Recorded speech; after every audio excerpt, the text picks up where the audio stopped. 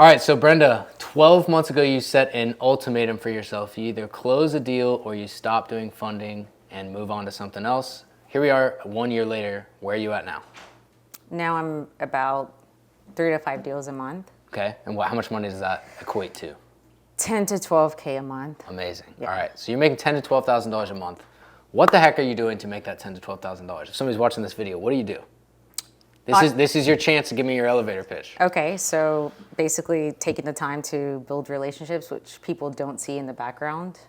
It feels like I just get a deal and that's it. But in reality, I talk to these people almost on a daily basis. If I have to, the handful of borrowers that I have, which is not that many, it's really 4 to 5. I talk to them at least every other day or at least twice a week. And just continue to build that relationship. Not everything is based off of business. I know about their family and vice versa. Just continue, like even one of my investors right now, we're doing a devotional together. And so it's just more than just business transactions, but just being able to like build those relationships. You're good at relationships. You're winning the relationship game. But let's zoom out a little bit. So we're talking in the context of real estate for somebody watching this, and you're not even getting your own deals, right? You're jumping in on other people's deals, but you're providing the value of what? Like what are you, when you're forming these relationships, how are you providing value? How are you getting paid? Providing value in the sense of speed, funding quickly when needed, providing value in the sense of I'm able to connect them to other people as well that may have the resource that I don't have and they may have. Providing value in the sense of just being able to help them with something that needs to be moved around in their business. Yeah, amazing. Well, let's go back to the beginning. Maybe not the beginning. I always say that, and I'm like, that's pretty far.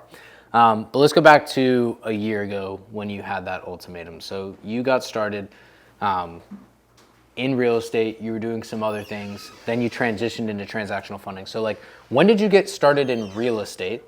What did you try in real estate first? And how did you end up funding people's deals instead of, let's say, wholesaling or buying apartment buildings or whatever else it might be? I honestly, it started really with the alignment of I have a full-time job. So I work 12-hour shifts and I was trying to make some extra money because my parents didn't have retirement funds. So that was really the initial. And how it fell through, I was like, okay, well, I have extra cash. Maybe I can make extra money.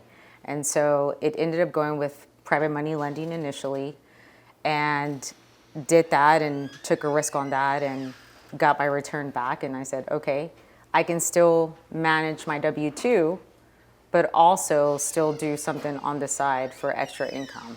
I didn't have a number. I didn't know how much I wanted to make a month. And so over 9 months span is when I found your, Fund to Freedom. And I decided to, okay, let me see what this is all about. So keep going. I was gonna say, and then that's when I was like, okay, maybe I could make money, but without really using all of my money. Okay. And I can double that. So this is interesting because it sounds to me like, did you do anything in real estate that you failed at?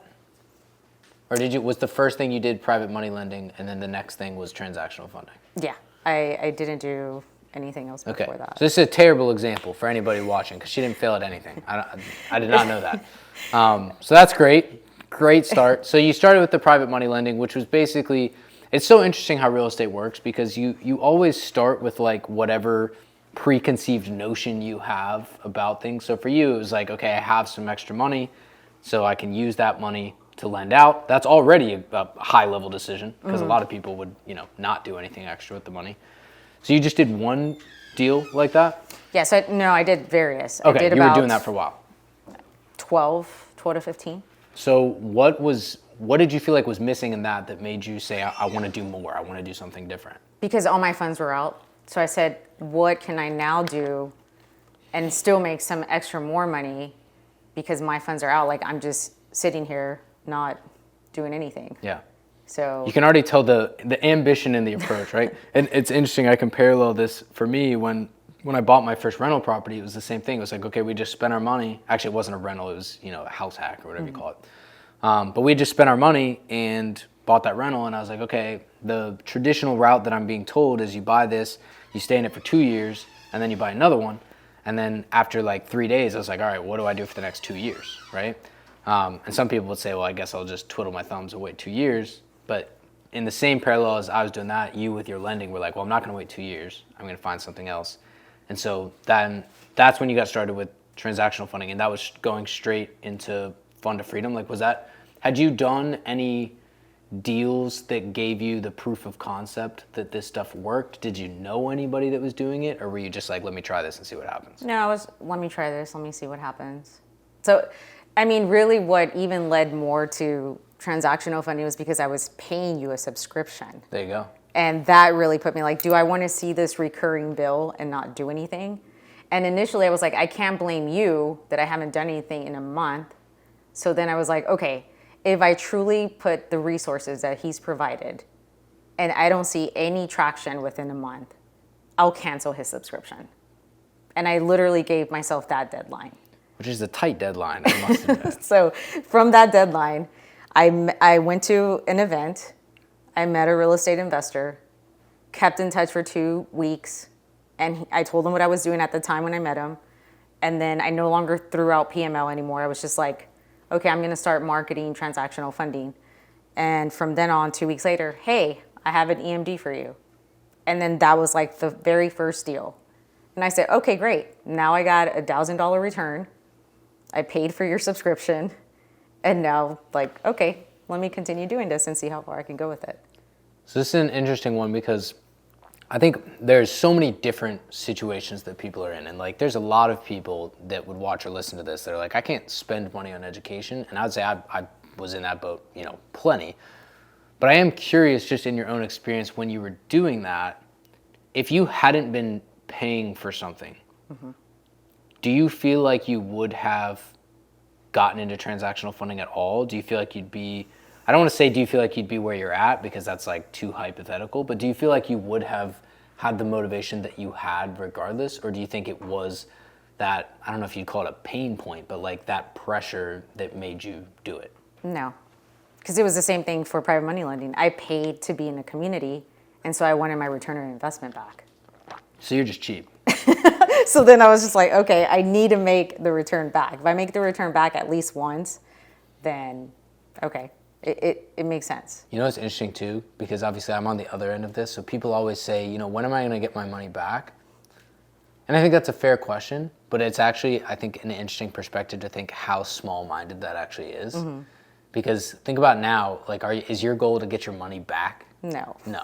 Your goal is to make 1,000 times more, right? Yeah. But yet you can almost, and it's interesting because that was your mindset, and now you've parlayed that into what you have now. Even now, like, it's shifted. I'm like, yeah, but it is interesting that you started with that mindset because unfortunately I find that a lot of people that start with that mindset never get to the point where they have success because they're just thinking, I just don't want to get burned, right?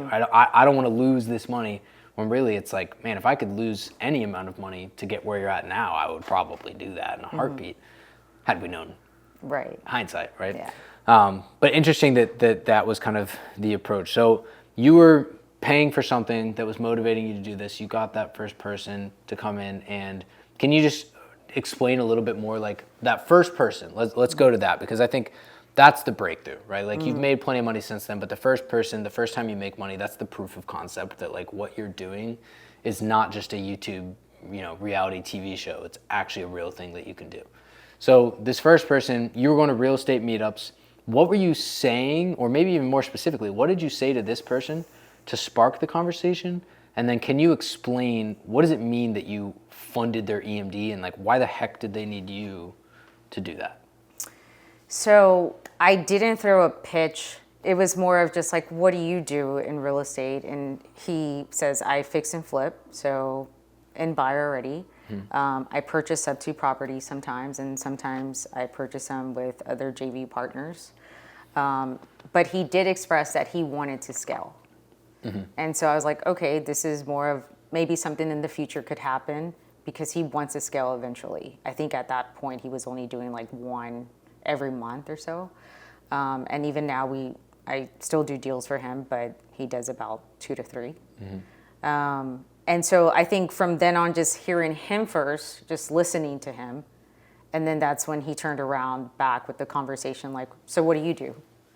And so I could have easily pitched him, I do private money lending as well, but instead I just kept it like, oh, I do transactional funding.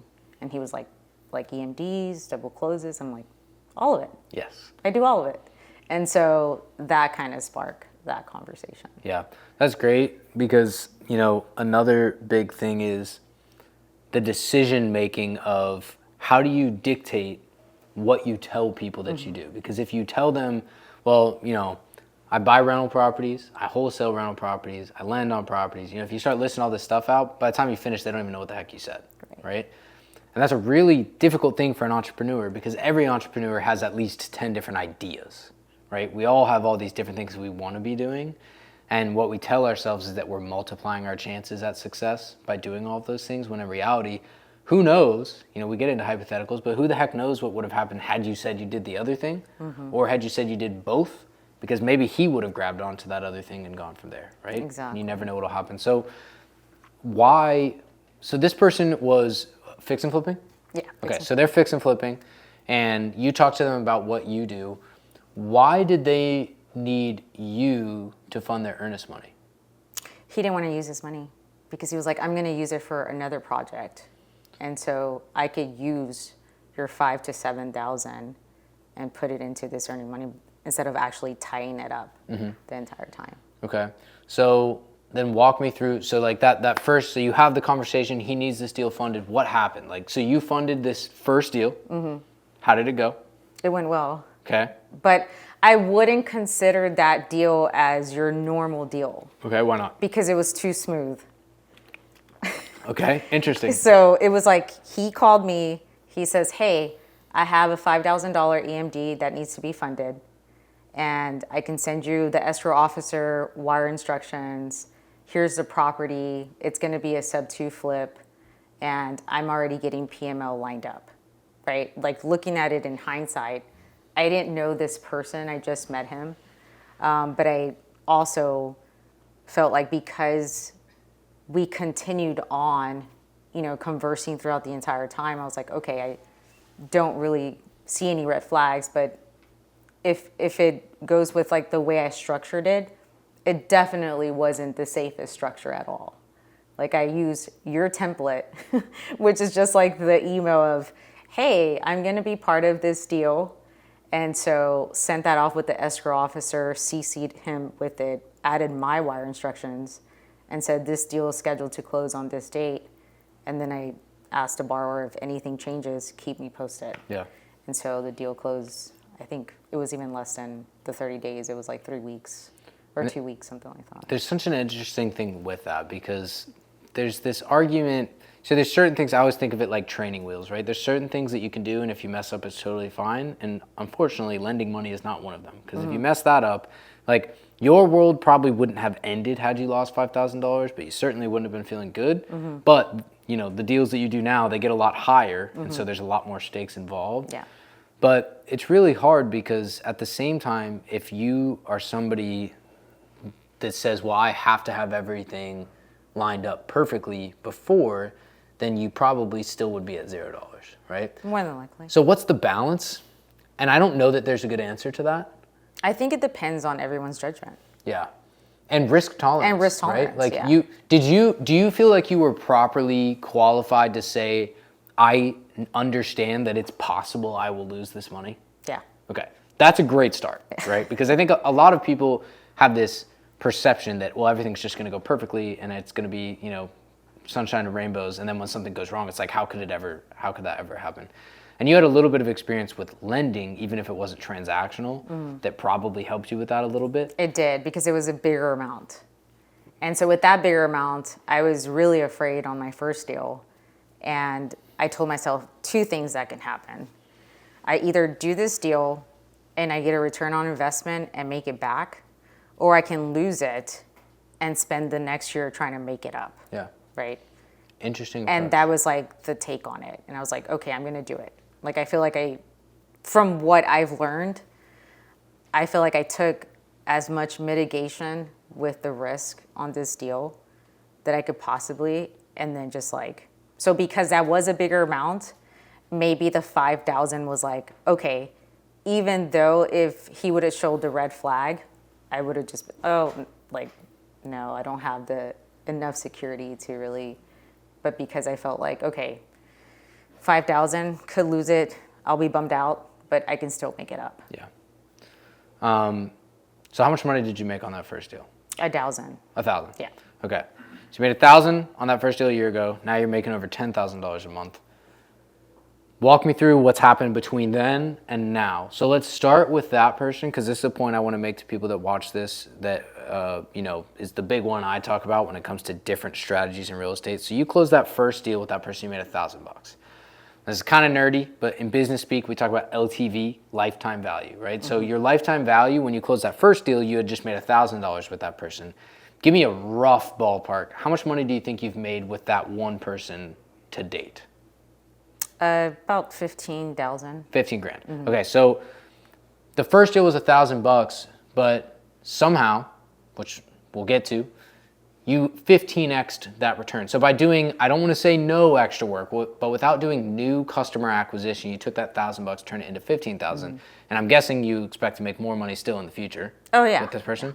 So what did that look like? So you closed that $1,000 deal. Like, how are you continuing to make money off of this person? We talk once a week, just kind of bounce ideas off each other, not just money-wise, but just like, hey, what do you think about land acquisition? Or, just we were in a paid group and we kind of evolved over like there was a time where I closed that first deal. Then I closed second, third, fourth. With the same person? With the same person. Okay. Okay, in a row. And then for months, it stopped because he was trying to figure out what was going to be like his next venture. And so he took a pause. We still kept in touch, still met in some Zoom calls because he's from a different state. And then back in February started again. So then it was like, okay, I have another flip, and I have another flip, and so on and so forth. Love it. It's so, I think it's just one of the biggest unlocks in business in general is being able to find a business that is what I would consider reoccurring revenue, meaning not that it's going to happen the same every month. Like you said, there may be a 4-month gap, but the fact that he does come back and you do continue to make money and he continues to make money, which is the important part, right? It's got to go both ways. But you both continue to make money and he keeps coming back. So you're making money with him, but you're making a lot of other money. So after that, like what do you think shifted, or did you change anything about what you were doing that got you from that one person to however many it is you're working with now that are generating the income that you have? I think I started focusing more on the possibilities. Like if one person can do this for me, surely a few more other can. And then from then on, it was like focusing on those opportunities. Every time I went to a meetup, I was like, okay, God, like align me with whoever you want to align me with.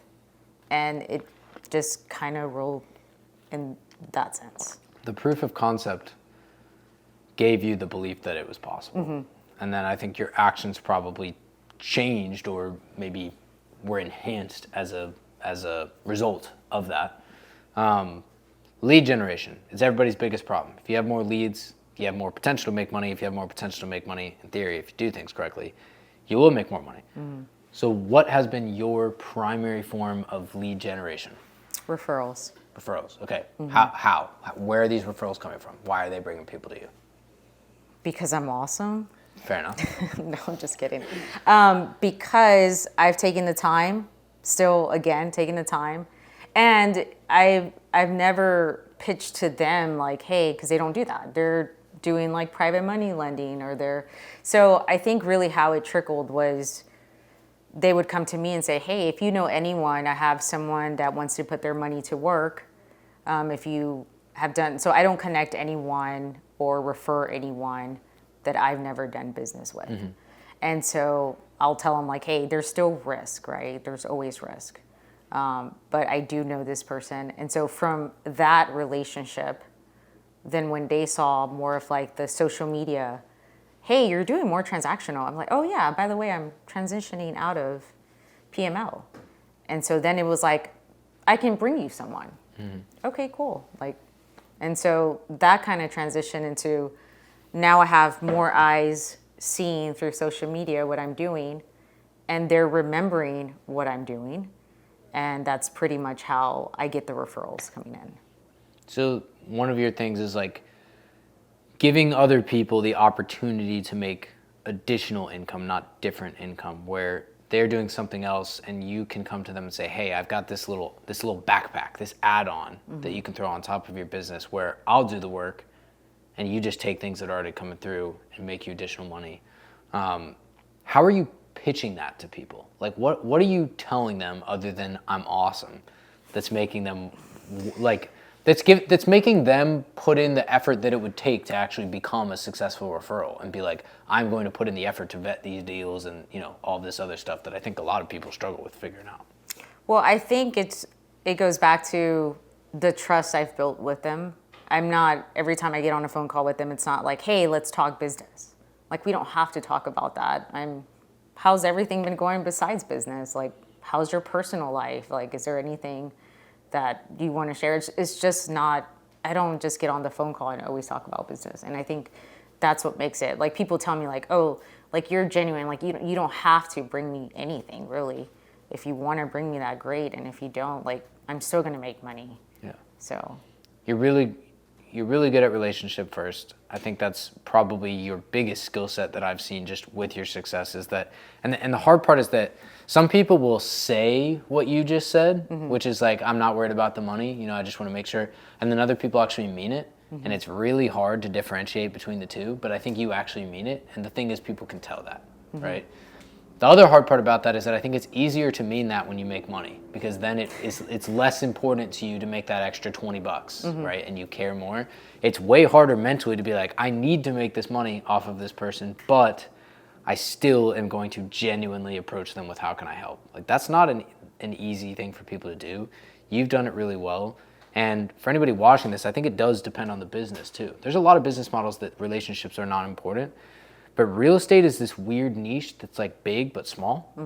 And so the relationships and the reputation end up dictating like basically everything about everything, especially with the snowball effect. Because for you, I'm guessing that not all of these referrals are people you're reaching out to directly, but people who maybe have been reached out to by somebody you've worked with at some point that are like, you should work with Brenda. She's great. She can help solve these problems. And it becomes something from there, right? yeah, I mean, I've received people that they send me a referral and I was not able to help them. But I said, look, the person that comes in mind is this person. And I've dealt with this person before and I believe they're a good person. And if they can't help you, then at least I tried to help them, right? Yeah. And I think that's like the best. I'll try to help in any way I can, if I can. Yeah. So 12 months ago, give or take, you were at $0 doing this stuff. You've passed $10,000 a month doing it now. What would you say to somebody who's where you were at 12 months ago? That's like making $10,000. I think making $10,000 a month is like, that's the classic dream scenario of basically, I think anybody that has a job that's like, man, if I can make 10 grand a month, like that would solve all my problems, which by the way, it won't, but it's a good start. Yeah. So for somebody who's in the shoes you were in a year ago, trying to either figure out what to do, figure out how to spend their time, feeling like what they're doing right now is not working, what would you say to those people? If they take even 3 hours a week, like not even exaggerating, 2 to 3 hours a week. I always tell like new people, if you talk to one person every single day and not trying to just take out of it, just try to see how it just flows. You'll meet someone that you're aligned with that may be in the future. Not now, maybe even in the future you could do something with them. But I think it's like never stop networking. Always take action. But still also know that what is being aware of like your risk tolerance. And like, is this something, because you could do this and then you could lose money and be like, I never want to do this again. Right. But knowing that, like I always try to explain, like my sister's like, oh, but what if you lose X amount? I'm like, I mean, you spent $10,000 in makeup when it was a fad. Wrecked. And it's sitting there in your closet. So like you have $10,000 like sitting there in your closet. So what what's the difference? Different perspectives. Yeah. But it seems to me like you would say that you definitely value consistency over volume, right? So what you're saying is one person a day over 8 hours a day. And somehow I haven't even brought this up yet in this conversation, but do you do this full time? No, I do it part-time. Okay. What do you do as your full-time job? So I'm a hospital administrator. Okay. So you work at a hospital. How many hours a week are you working at that hospital? 36. So three 12-hour shifts. 3 somewhere, 12s. right? So that's really cool to see that you're doing 3 12-hour shifts and you're doing this. So again, this doesn't start as something that you just, I got to go full-time. It's all or nothing. You completely built this with a full-time job. I think you got a cool schedule where you do have those 4 days, although you probably have to catch up on some sleep at some point. But you do have a cool schedule where you can do that, but it's not a full-time thing to be successful. And for most people watching this, it probably shouldn't start as a full-time thing, at least until you have a very significant amount of proof of concept, like what you started with. Yeah. Really cool. Brenda, do you have anything you want to leave the people that are watching this with before we get out of here? Mindset. Like, I think Let's talk about it. Yeah, I think you have to have a shit with, so I paid for a mindset coach. And Brenda likes to pay for stuff. We've learned that, but clearly it's worked. And it really shifted my mindset in facts of like money. Like, if you would have asked me 4 years ago, Brenda, would you invest, $100 into a paid subscription? I'm like, what? Heck no. Like, and now I'm like, that's not even anything compared to like the value I've received. So what was the biggest mindset shift? How can you quantify to somebody what the biggest mindset shift was that you had? Was it just around spending money to make money, or what was that? It was more in a sense of looking at it, you can always make it up. Like, you have the rest of your life to like make it up. And it's not, you're not gonna die from it. So your mindset shift was basically just around how you can spend money, essentially. The expendable, what is that? How would I say that? The expendable nature of money, I guess.